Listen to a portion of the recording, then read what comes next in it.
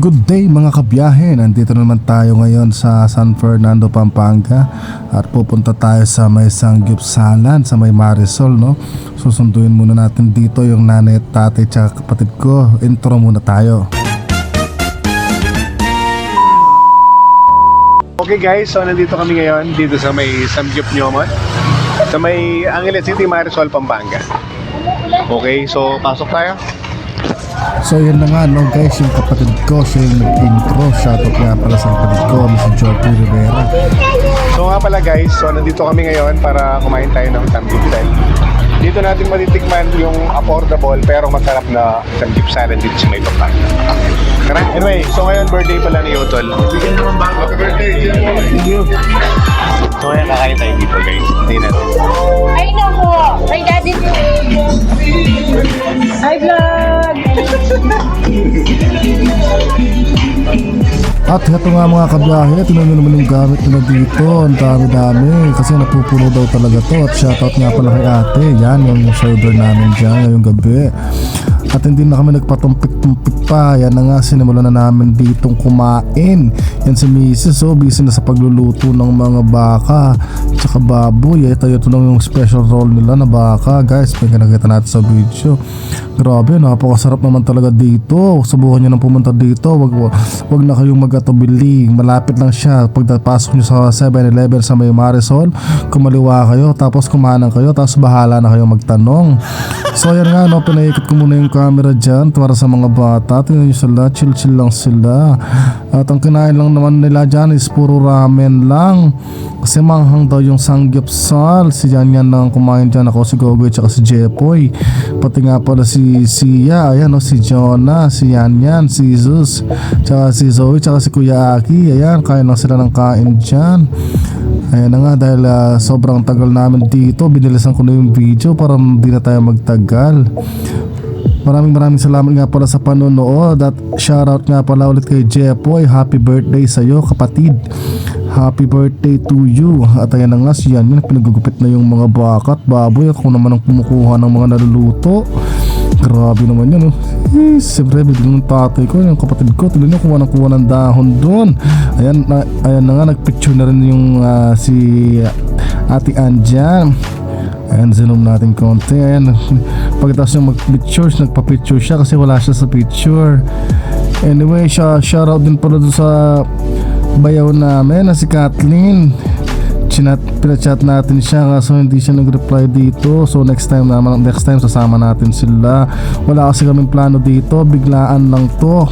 At ayan na nga, dahil sa sobrang naubusan na kami ng gas. Pinalitan na yung butane ng ating stove, kaya pala di naluluto. Kaya pala kanina pa kuha ay hintay ng hintay, hindi naluluto, patay na pala yung apoy. Pero okay lang yan, napakabilis ng serbisyo dito. Ito yung isa sa binayabayaran dito, yung serbisyo nila. Hindi mo pa ubos, binibigyan ka na nila. Parang gusto ko nilang busugin, parang gusto ko nilang maging baboy, parang ikaw na yung kakatayin nila sa susunod. At ayun nga si Yan, no? Luto ng luto. Kaso malamig pa yung aming lutuan.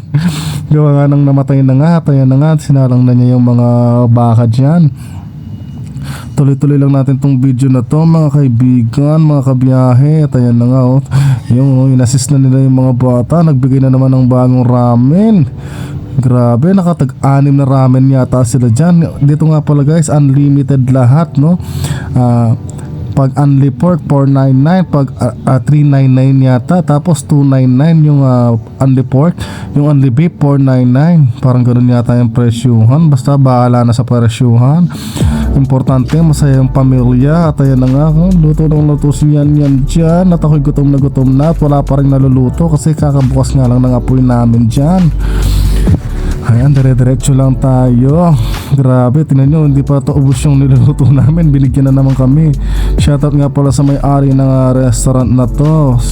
Grabe, ang ganda ng servisyo nyo. Ang dami namin kinainan na restaurant na sanggupsalan, pero dito kami nag-enjoy talaga. Lalo na si Mrs. Kinukwento pa niya sa akin habang nasa kotse kami na masarap daw talaga dito at babalik daw siya dito. Ewan ko sino kasama niyang babalik noon, kasi ako naman ang laging nasa barko. Sana wala siyang kasama. At ayun nga, kain na tayo ng kain dyan mga insan. Anyway, shoutout nga pala sa lahat ng nanonood ng video natin na to. Maraming salamat sa inyong lahat. Sana mag-enjoy kayo sa pamanonood dito. At kung gabi mo to papanoorin, bahala ka nang magutom. Ayan ang bilis-bilis ng pagkain namin dito. Grabe, sobrang busog namin dito. Ayan, happy birthday nga pala kay Jeffoy ulit. Happy birthday kapatid. Shoutout din sa kay brother Mark Sherwin. Wala siya ngayon, nasa Dubai, isang buwan siya doon. Yung asawa naman niya si Ate Kathleen, sinat namin siya kaso hindi na siya nag-reply dito. So next time na lang natin siya isasama ulit. Kasi wala naman talaga kaming planong kumain dito ngayong araw. Maganda-ganda yung panahon, no? Maganda-ganda yung panahon. Galing kami sa Del Carmen, San Fernando, dun sa biyanan ko. Tapos nag-chat lang yung kapatid ko at ayun, dito kami dumiretso at kumain na kami dito. Dito kami nag-dinner. Sinunduhan na rin nga pala yung tatay at nanay ko bago kami pumunta dito. Ayan nga pala yung tatay ko. Shoutout sa iyo at saka sa nanay ko. Ayan na nga no guys, dire-diretso lang tayo dito. Tuloy-tuloy lang ang video natin. Grabe naman talaga, nag-enjoy yung mga bata dito. Ayun, ubos na yung aming niluluto. Tingnan nyo, kakaubos pa lang. Meron na namang bagong bigay, di ba? Not one but two. Grabe naman yan. Paano tayo napakaganda talaga ng serbisyo dito. Hindi mo na kailangan humingi, sila na mismo. Ang mga crew mismo dito, napaka-attentive nila. Di ka na magugutom, di ka pa mauuhaw. Only iced tea pala dito, red tea. Grabe, napakasarap talaga dito guys. Dito lang siya sa may Marisol, no? Pagliko mo doon sa 7-Eleven sa crossing malapit sa AUF. Pagliko mo, liko ka ulit ng kanan, no? Tapos makikita mo na yung Samyong, parang ganun yung pangalan. Grabe naman yan mga sir. Sige na, tuloy-tuloy lang natin yung video at malapit na kaming matapos dito. Yung kapatid ko sumuko na sa sobrang busog. Sabi niya malakas daw siyang kumain pero nakadalawang lang yata siya. Ayun yan na. At ako naman dito kaya ng kain. Parang wala akong medical na asikasuhin. By the way, siguro mga after 3 weeks doon na lang ako magpapamedical kasi araw-araw puro samji yung kinakain namin dito. Grabe naman, sana hindi tayo ma-high blood dun sa medical natin para tuloy-tuloy lang tayo sa ating pagsasampa sa barko, no? At ayun na nga. Yung misis ko kain ng kain, paborito talaga niya yan. Grabe naman yan. Si Tita Ann naman, si Ate Ann naman yung nandun sa dulo. Ayun, subo lang na subo ng samji. Sarap ng luto nila doon, baka. Tapos ito mo, tingnan mo, binigyan na naman tayo ng karne dito. Hindi pa ubos yung nasa lutuan natin, di ba? Napakabilis ng serbisyo dito guys. Kung ako sa inyo, puntahan nyo na to. Madali lang siyang hanapin. Pagtanong nyo na lang, tanong nyo kay Mang Tanong, no? Para makita nyo siya. At ayan na nga, grabe naman yan, oh. Jeez. Yan, kwentuhan na sila dyan, marites na sila dyan, no? Nagmamartes na sila dyan, oh, pinag-uusapin nila dyan. Bahala na sila dyan, basta kakain ako dito. Grabe, no? Mamaya-maya nga lang pala dyan guys, napuno na yung restaurant, no? Maaga kami dito pumunta, 6:30, no? Before 7 siguro nandito na kami. Tapos maya-maya lang bago kami matapos, punong-puno na yung restaurant. Ganun kasikat yung kainan dito guys, no? Isa to sa pinakamasarap na kainan na samgyeopsal. Tsaka yung mga binibigay nila sa aming karne, hindi frozen guys, no? Hindi siya frozen, malambot agad sila. Kaya parang ang ganda pa ng laman ng mga pinibigay nila dito, hindi puro taba, no? Kaya talagang nag-enjoy kami. Kaya si Mrs. sabi na babalik daw talaga kami dito mo. Nagustuhan talaga niya dito. So kayo guys, kung gusto nyo mag-date, meron nga pala dyang mga kubo-kubo dun sa side, no? Or kung small group lang kayo, pwede rin kayo dyan.